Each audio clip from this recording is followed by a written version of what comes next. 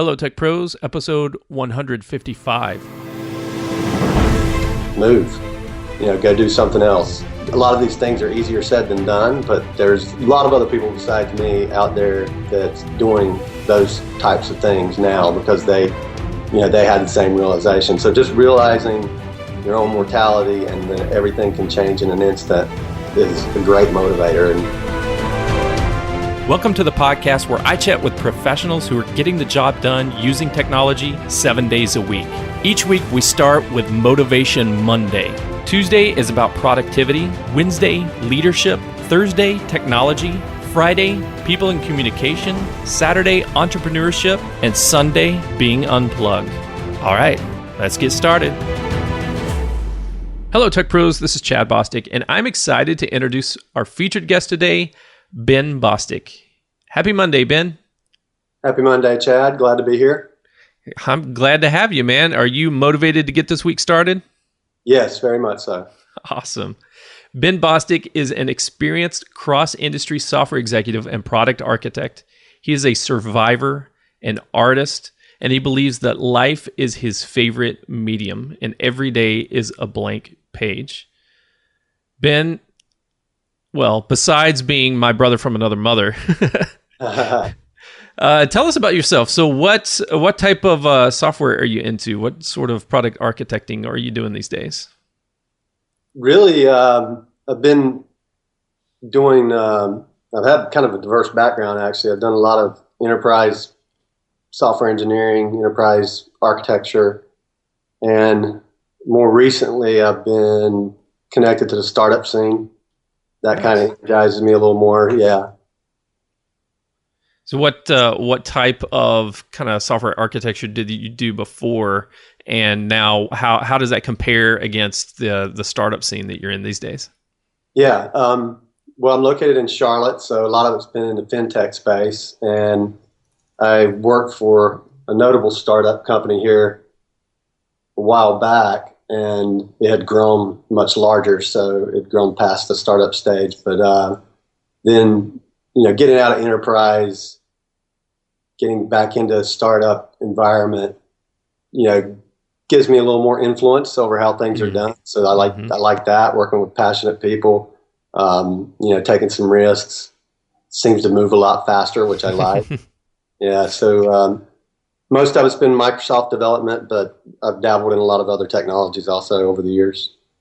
Man, it's so similar stories. It's funny how we have same last name, just different spelling, and kind of came up from different parts of the world, but same background. So my background was in enterprise software development on the .NET space, and worked for an oil and gas company in Oklahoma, and was at that company for 13 years, and it was awesome. It was wonderful. Loved it. Loved the people there. Loved the community. But it was, a Fortune 100 company, big organization, just kind of slow to adopt, slow to move things every now and then. I think we redesigned and redeveloped the intranet like 4 times when I was there. And it was just kind of like same projects, just different project managers all the time. So then when I got out a year or two ago and moved to Florida, where I am now, and got into some more of the startup scenes out here, it's completely different culture, right? Just a lot faster, a lot more agile, different technologies, just different mindsets. And I don't have anything bad to say against the companies that I worked with in the past or the big organizations. That's awesome to optimize what you're doing. But for me, it was a fresh breath air to get into something a little bit more fast paced, meaning fast to deliver, faster to market. Right. You can definitely relate. I mean, all of those organizations I learned a lot from, and I wouldn't be here today where I'm at if it wasn't for those opportunities. Awesome. Well, today, as you know, Ben, is Motivation Monday on Hello Tech Pros, and we're all about being that person who just wants to have a smile on our face and just enjoy life no matter what happens. And sometimes we get through these moments, these periods in our life where we just get down in the dumps and we are wondering, gosh, why me? Like, why am I in this situation?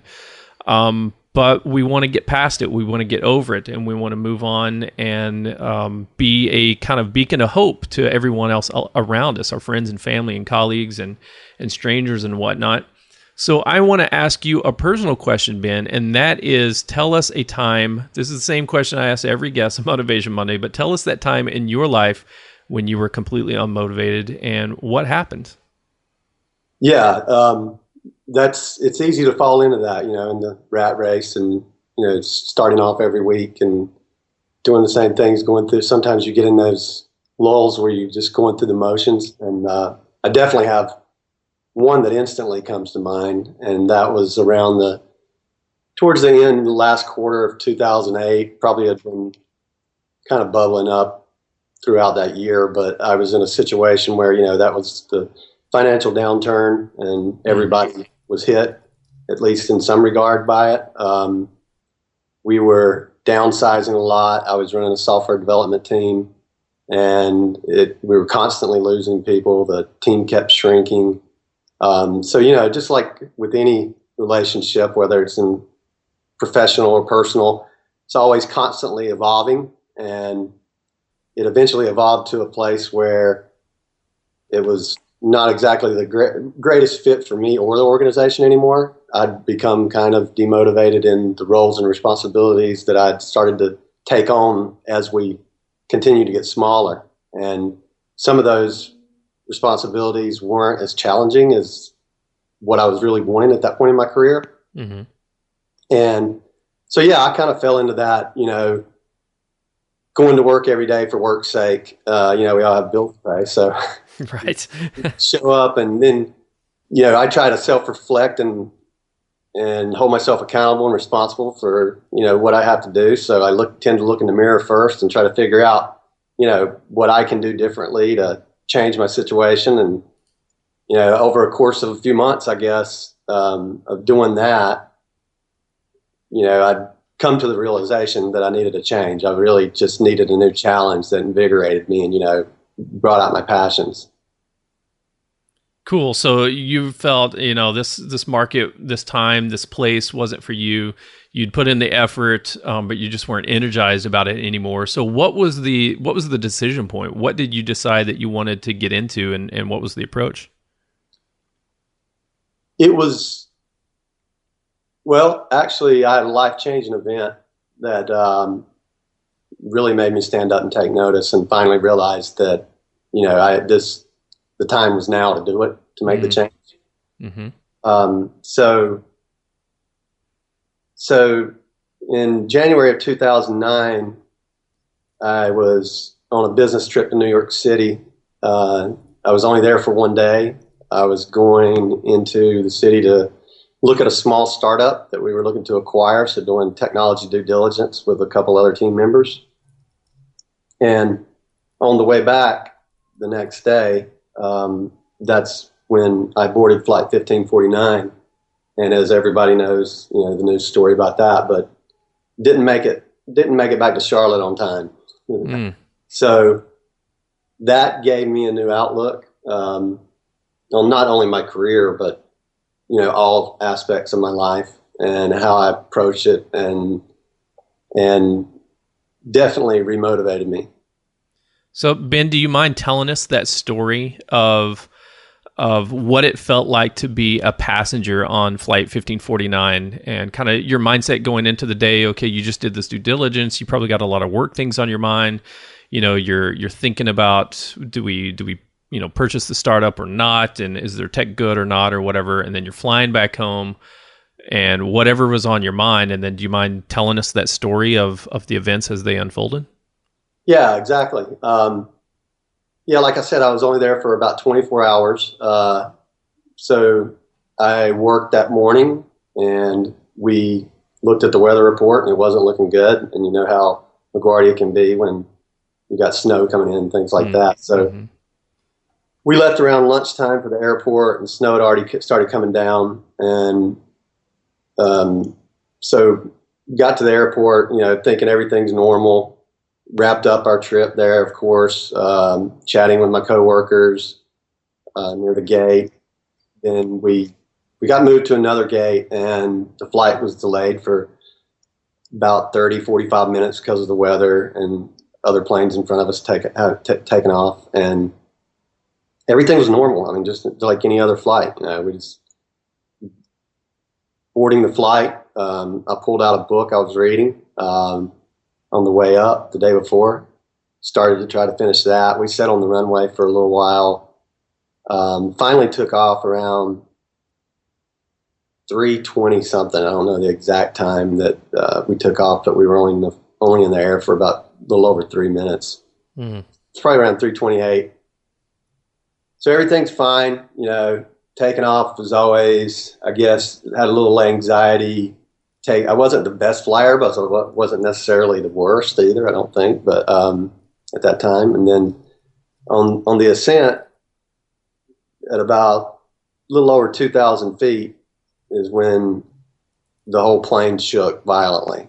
And, it was a loud noise, and it was obviously not anything normal. Something was obviously wrong. Wasn't any regular turbulence or anything like that. And fortunately or unfortunately for me, I had a great vantage point of the left engine sitting in seat 20A. So immediately looking out the window up from my book to see what was going on, I could see the left engine engulfed in flames. And wow. Yeah, and that's when, the terror started coming in. And you could sense it throughout the plane. Everybody was fairly calm at that point because I don't think any of us really knew exactly what was wrong or how dire the situation was. But you're over one of the most populous, densely populated cities in the world, and probably got up to about 3,000 feet maybe before we started actually descending, with no thrust. And at that point, what's going through my mind is just, the Captain Sullenberger was still flying the plane, so he was still in control of the plane. I was just staring out the window, looking at that sight, thinking my heart's racing. I'm trying not to freak out or, cause any other passengers to freak out. I wasn't shouting anything out. I could tell the crew actually knew something was wrong because I think one of the flight attendants came up from the back with a fire extinguisher. Don't remember seeing any internal fires, but there was a smoke smell. Had no idea that it was birds or whatever. We just could smell burning and smoke. And so it's kind of amazing how the mind works in a situation like that. In survival mode, you're like, all these things are running through your mind, but it's such a great filter of things that aren't really helpful. So I'm just trying to focus on, all the positives, and that's the one thing I could pull out of it was that he was still flying the plane. So I'm hoping for an announcement, we have a problem with the plane. We're going to turn around and go back to La Guardia or something like that, and for relief. And seconds turn into minutes. And even though from the time the birds actually hit, until we hit the water, it was only 208 seconds. It seemed like Wow. 10 minutes, because all these things are going through your mind. But then about 90 seconds before we hit the water, that's when Captain Sullenberger came over, and all he said was, "This is your captain, brace for impact." And at that moment, I knew, that wasn't the message I want to hear. And I had this sinking feeling inside of me, almost like my heart just fell out of my chest. Is this really happening? Is this the last few seconds of my life? Because when you say brace for impact, at that point, I knew we were going to hit something and we were going to crash or whatever, and I didn't know if that was going to be buildings or water or anything at that point. So I thought about it for a couple of seconds, and it couldn't have been long. Like I said, it felt much longer. Your adrenaline's pumping, and then there was this eerie calmness that just washed over me, because I realized at that point I had no control over that situation except for what I could do. And they were already, as soon as he gave the announcements, the flight attendants, their protocol is to, shout brace, heads down, stay down. And they chanted it over and over and over and over all the way down. So I looked around because, like most people, I didn't look at the safety card in the back of the seat. I was more into my book. And so I looked around and saw what other people were doing. There were a couple different, brace poses they were in. So I just covered my head and stuck my head between my knees and just prepared for the worst. I mean, I really thought that I was going to die at that moment. And being that it was 90 seconds before we hit the water, again, it seemed much longer. So I got a little anxious again after. I was still really calm, but I was ready to get it over with. I was okay with it. I was ready. I was prepared. This was it. Let's just get it over with, make it quick. I used to be a EMT firefighter rescue technician back in the day. So I saw some, really bad things in my life. And some of those images started to pop up, what if this happens or that happens? I didn't want me or anybody else to suffer. So some of those thoughts started to creep in my mind. Then I realized, I should maybe I should take a peek out the window. I was just curious, how much longer we had. Mm-hmm. At that time, I think we were probably about maybe 50 to 100 feet above the water. So I reassumed the brace position because I knew it was pretty much imminent. And at that point, I knew we were going in the water. So, just within a couple seconds after that, we hit, and it was very violent. At the time, it was hard to process because it seemed much less violent than what I'd prepared for. I'd prepared for something really massive, right? Chaotic and massive. And but it was pretty violent. It ripped up the back of underneath of the back of the plane, at least the back half. Because that was the part struck first. And when you hit, water like that at 150 miles an hour, it's like hitting concrete. So it shredded the back of the plane. So you got all these loud noises of, you just take a metal like crumpling and ripping. And I still remember it vividly this day, exactly how the plane moved. The left engine that I was staring at, he did a magnificent job, obviously, of keeping the wings level. Which was one of the keys to everybody's survival. But the left engine did clip. It knocked it off on impact, which kind of made the plane shift a little to the left. And the nose, you get the water perfect angle, so the nose dipped down in the water, but it like it, feeling like, hey, being in the back, it feels like, yes, I'm going to somersault, right? But it only happened for a second. It came back down, landed, and we're just sitting there floating. And before I could really process what was going on, I started hearing, people snapping their seat buckles. And so I looked down, and I looked down at my fingers and toes, or legs and arms and stuff, and just was amazed that I was in one piece because I never expected to survive the impact. And about that time, I also noticed there was bone-chillingly cold water already up to my ankles. And wow. Yeah, and like I said, with the human brain and how incredible it is to focus on really what's necessary, I immediately dismissed it. I'm like, well, that's not too bad, especially I just survived a plane crash up to this point. Now we have to all get off in an orderly fashion, but at least at that point, I'm good. And now I knew I had a little bit more control over what was going to happen, and I had to make the right choices then. And then before I knew it, it was already up to my knees, and there's only about 6 rows behind me, but with the way the plane was kind of sitting in the water, tilted, the people in, even in 6 rows behind me it was probably already up to their waist or quickly rising to their waist. And we couldn't use the back exit door because it was damaged on impact and underwater.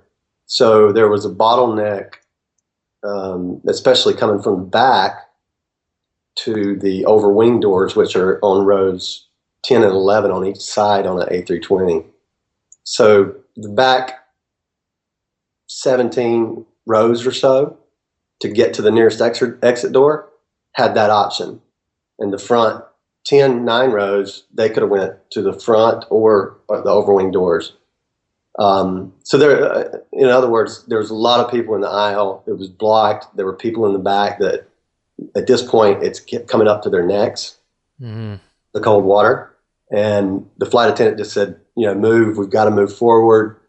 Everybody's doing the best they can. She says, go over to seats. So I look up and there's a lady climbing over the seats in front of me, very orderly. Everybody's already out of the seats. And so I just kind of followed her single file. She would step over one and into the next one. I would step over into the one she was in. And then somehow I still don't recall to this day how I passed the overwing exit doors on the left-hand side of the plane.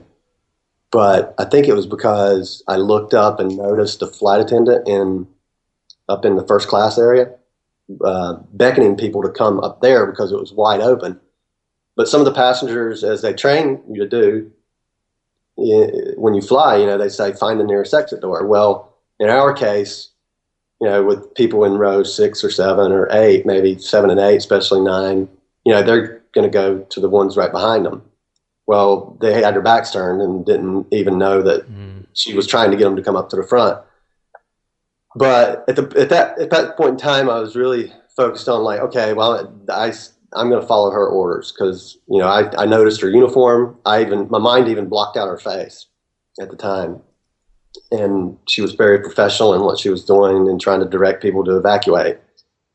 So I jumped out of the seat back down into the aisle. At that point, it was dry because it was more towards the front of the plane. The water hadn't gotten that deep yet. The plane hadn't sucked down enough, and ended up running straight towards her and going out the first class exit on the right-hand side where one of my coworkers was. And at that point, actually before I exited, it was just an amazing sight to look out the door because the interior of the plane now is dark. I mean, they've got emergency lights and stuff on, but it's pretty dark. And then that New York sunshine coming through the door was, a really nice sight to see. And I could already see a ferry, the first ferry that was to arrive on the scene, the Thomas Jefferson, was probably about, I estimate, 400 or 500 yards away and headed straight for us.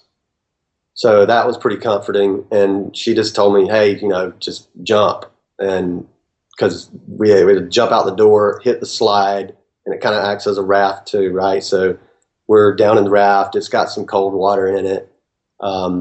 Normally it would be like, oh, I got to get out of this cold water. But at that time, everybody's in it that's in the raft, and I'm not even concerned with the cold water at this point.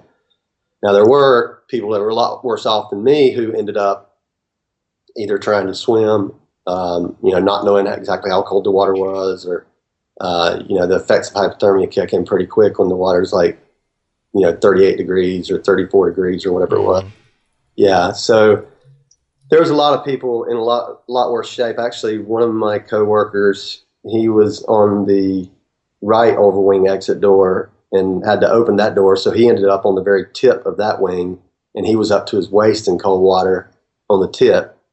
So me and some of the people in the first class, the other people in the first class raft, motioned the ferry to go over there because there was, a lot. They were in. We were doing fine, and we're just floating in the raft, and we were okay. So they went and grabbed the people off the slippery wing, people that had fallen into the water. Were getting help pulled out. Everybody was helping each other, and then came back over and grabbed all of us that they could out of the raft. And then by that time, there were other ferries, FDNY, NYPD, Coast Guard, everybody else showing up. And they took half or probably 2/3 of the passengers to Manhattan, the ferry terminal there. And then the others ended up somewhere in New Jersey, on the New Jersey side. It really just depended on which side of the plane you were rescued from. And we were sequestered there for about 3.5 hours and questioned by every agency you can imagine, especially in New York with their history. Homeland Security, the mayor, Bloomberg, and governor came through, and FBI, NYPD, FDNY. It was just an incredible response. And all this time, I think, at least for me and probably most of the passengers on the flight, we're still trying to process all this. And the one thing I told myself when I was looking out the window into the Hudson, I for one split second, my belongings on the flight crossed my mind. Like I'm still the person I was before this crash. And then I realized, wait a minute, all of my worldly possessions could be sinking in that plane right now, and I don't care. So I immediately had a different outlook on life, even though I hadn't really had time to process it. It still seemed so surreal. I knew the one thing that I was going to do was it was going to be a positive experience for me. Traumatic, of course, and ultimately life-changing, but there was only one way I could view it, and that was just, I survived a plane crash. And to me, there was nothing negative about it. Now, I will say that would have been a totally different story if it hadn't have been so successful and everybody survived. When you go through PTSD, you go through survivor's guilt, and you can do that even, when everybody survives. I think Sully even said it himself, he suffered from it, and it's really just questioning if you could have done anything different. And I got past that pretty quick. I'm sure Sully probably questioned things a lot, but for me, I realized that everybody on the plane did exactly what they had to do for that outcome to happen. Work together as a team, and even if there's something they could have done different, the ends justify the means in that case, I think. Whew. Man, thank you for sharing the story. I can feel just the tension in my body, like my jaw is clenched up. I can feel like a little bit of a stress headache coming on, just listening to the emotion in your voice and picturing myself in this scenario, right? We've all been on planes. We've all flown bunches of time for work or for, family or whatever, vacations, and just to be part of this. I mean, just the pre-flight, the accident itself, but then I got to get out of this plane and it's sinking, literally like the Titanic. It is sinking under the water, and the water is now on my ankles and my knees and my waist, and it's climbing higher and higher. And I'm in the back of the plane, and I got to get past people to get out. I mean, my goodness, that I'm trying to process. I'm trying to really process about what it must have been like to be there, and what you must have felt, the feelings that you must have felt, and the thoughts you must have thunk as you were dealing with this situation. So I got a lot of questions for you, if you don't mind. But I think I need to shake it off a little bit and clear my mind. So let's take a quick break and thank our sponsors, and then we'll come back and talk more in detail. This episode of Hello Tech Pros is sponsored by Hello Tech Pros. Want to be a guest on the show? Chad Bostic here, and I'm helping professionals who work with technology build a personal brand and get connected to an audience of thousands of technologists, entrepreneurs, business leaders, and investors.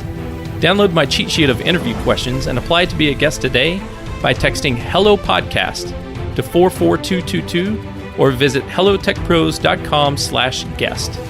Once again, text Hello Podcast with no space in the middle to 44222 or visit hellotechpros.com/guest.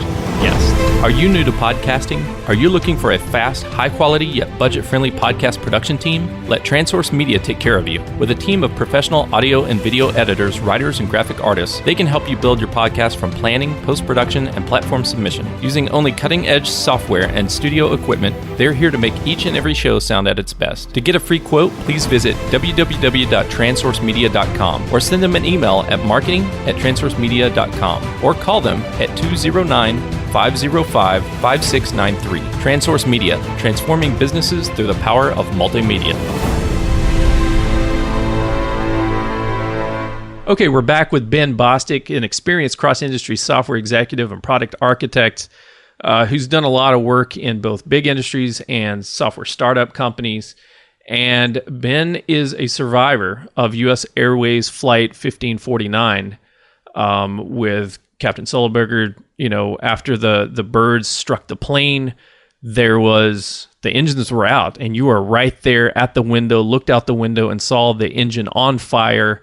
And then a few moments later, the captain made the announcement that this is your captain, brace for impact. And you survived this ordeal, and you told us that story of what it was like for just the thought process of what's going on, and is this going to be my last moments on Earth, and am I okay with that? And now, you know, looking back over your history as a paramedic and all the horrible things that you might have seen in that, like, if I'm going to go, just please let me go quickly. Like, I don't want to suffer. I don't want everybody else on this plane to suffer.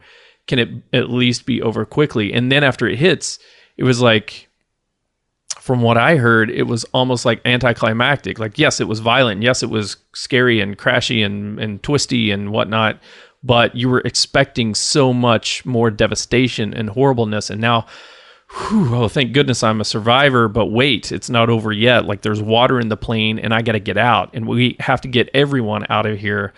And it was an ordeal before it's over. And then when it's over, now, I mean, since then, you've got all these interviews with all the different agencies, the Homeland Security and the FBI, and of course all the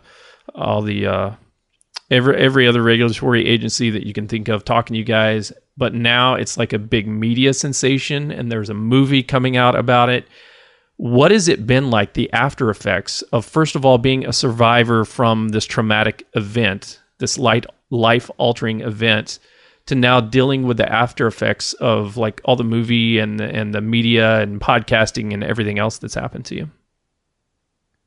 It's been quite an experience. I've learned a lot. You know, it's definitely been fun. I've met a lot of really amazing people. 154 of them right away. I gained 154 new family members, and that's what we call ourselves. And we're still pretty tight-knit group. You know, when something like that, you experience something like that with somebody, and you form an immediate bond. And the media attention, you know, initially they want to sensationalize it, and it was sensational and crazy story, right? But that, even for us, I think that part of the story kind of worked itself out, and it played itself out with most people. I think the people that actually resonate with, like you said, you know, most of the people in the world fly a lot. If you fly a lot, it definitely resonates with you. Every time you get on a plane, you may think about something like that. But it took a while for it to shift to, okay, now, you know, what lessons have you learned? That part of the story was the story, you know, that at least myself and others I know were more interested in telling. I mean, the whole crash part was told over and over, at least for the first couple months after it happened, and, you know, while the investigation was going on, which I think the movie is going to dive into. A lot of stuff behind the scenes, especially with Captain Sullenberger. It's based on his biography. It's not just the 3-minute flight, right? Which is obviously the big driver of it, but he's got a lot more story to tell than just that. So I'm looking forward to that part. But yeah, it's been positive. So Ben, what has been the big lesson that you've learned? So right after the media attention died down, after there's time to reflect upon your own life and reflect upon this incident, what was the big takeaway for you and your personal motivation? Yeah, there's a couple things. One is, you know, I like to try to live in the now, not get caught up on worrying about what happened in the past, regretting anything. I try to live without regrets now. Even if I do something, you know, I feel like, hey, I could have done better, or do something wrong. You know, I don't dwell on it. I learn from it, and then going forward, you know, we all set goals. I have goals. I have dreams, but, you know, focus on what I can do right now, what's going on around me right now, or the people I'm with right now. Having stronger relationships with everybody in my life, getting rid of negativity that might have surrounded me beforehand, and bringing more positive and inspirational people into my life. That's what really fuels me and fuels my growth as a person. And just trying to get a little bit better every day. I immediately, when I was actually going down, they say, everybody asks, was like, usually like, does your life flash before your eyes? And I said no, but the things that I did regret before wasn't anything that I did. The only things I regretted was the things that I had yet to do. So that's why I try to like live in the now and, do things now. Don't put them off. Cause you never know, life can change in an instant. So, and that it's amazing what we as humans can overcome. Situations. I'm inspired by other people's stories that, that's been through so many more challenges than I have. I've had other ones in my life before, just like everybody else, but just how resilient humans are and how we can overcome any challenge thrown at us as long as we keep that positive outlook and surround ourselves with the right people and be resilient. Awesome. Great. Great stuff. With this new, man, I love what you said here about the regrets that you have. They weren't about the things that they did, like any mistakes you made in the past or any things that you did that you like, oh, I wish I wouldn't have done that or whatever. But it was, you regretted the things left to do, the things that you like wanted to accomplish, before we die, right? We all want to get stuff done before we die. So how do you think that's left you or created opportunities in your life? Are you much more of a risk taker? And I don't just mean like in dangerous situations, but as far as business and as far as life and adventure and stuff like that, are you more of a risk taker now? Definitely. Yeah, I'm really not afraid of anything. I understand where fear comes from, and I believe all of our dreams lie on the other side of it. It doesn't mean I don't slip up and catch myself. I'm just more mindful. I think I'm a lot more mindful now of just in general, but especially like, my thoughts, my actions, interactions with other people. That was one of the things I regretted was like, what was the last conversation I had with somebody in my family, or does this person know how I feel about them? So now I don't leave anything unsaid, or at least I am I try to leave any situation with that person knowing how I feel about them. So if I don't ever see them again, they're not going to question, like I'm not going to treat somebody badly and walk away, and then that'd be my last interaction with them. So just things like that, how you interact with people you love, hug your loved ones, tell them you love them. You can never say it too much. Those are some of the takeaways, and then other things. There's other experiences and goals and stuff, but a lot of it boiled down to, my relationships, the people I wasn't going to be able to see again. Did you have any thoughts, or have you had any thoughts about like business and technology and your work that has provided a means to the ends for the beginning part of your life? Has any of that changed since the event? Yes, that's one of the reasons I really wanted to get back in a smaller environment, in a startup world. At this point in my career, I've built up quite a diverse tool set, I would say. So, starting my own thing or co-founding something is very much on my radar. I'm actually working on about three different projects right now. People very early stages, a little bit different. Each one's in different stages, but so taking those risks that, looking back on it, hindsight, right? I could have taken 10 years ago, but just the timing wasn't right. You know, things happen when they should happen, I guess. Good stuff. Ben, I would love to sit here and talk to you so much about the products and everything else, but I want to be respectful of your time. Do you have any final words of wisdom for our audience before we take it away? Anything that you want our audience to really understand, either about being a survivor or being prepared for a situation like this? Yeah, I mean, I kind of like the way, just to sum up, you know, what I've already said in much fewer words, you know, being faced with your own mortality is one of the greatest motivators I can think of. And Gary Vaynerchuk said it succinctly when he said, "You're going to die." And when you realize that, then, you know, that motivates you to get moving today, whatever that may be, you know, whether you're wanting to get married or wanting to have children or wanting to start a new business, or you're not happy in your current situation, you know, move, you know, go do something else. You know, if you want to travel the world, go do it. I know that a lot of these things are easier said than done, but there's a lot of other people besides me out there that's doing those types of things now because they had the same realization. So just realizing your own mortality and that everything can change in an instant is a great motivator. And I try to remind myself of it every day and be grateful for every day. That's awesome. Thank you, Ben. Where can we contact you if we want to get a hold of you? My about.me page, about.me/Ben Bostic. That's BenBostic.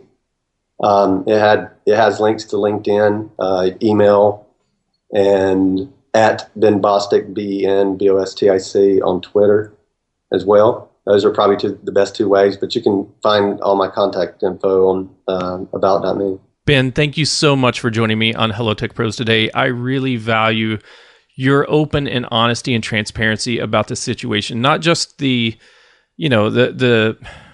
story of the event itself, but really the lessons that you've learned about motivation and about the things that you're really passionate about and the regrets. Hashtag no regrets, man. Don't have any regrets left in your life of the things that you've left undone. That was my biggest takeaway, and I really, really appreciate you sharing that with me today. It was my pleasure. Thank you, Chad, and everybody have a great week. You bet. One quick thing, maybe a little bit more lighter note before we leave. What happened to the Bostic line way back in the day where one branch either lost the K or the other branch added the K to try to do a little bit of one-upmanship? What do you think happened back there?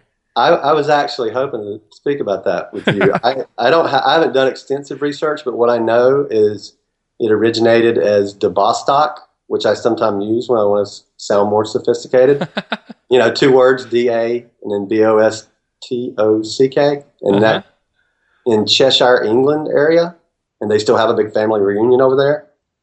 And then I guess as we migrated over here, we dropped the da and changed it to Bostic, and somewhere along the line, my ancestors at least, maybe related to yours, dropped the K. That's about the extent of my knowledge on it. Well, good. That you knew more than me. So I'd done a little bit of just family tree stuff on Ancestry.com and tried to look some stuff up. And man, I tell you, sometimes it's hard to do a lot of research when your family tree doesn't have any forks. You know. Right.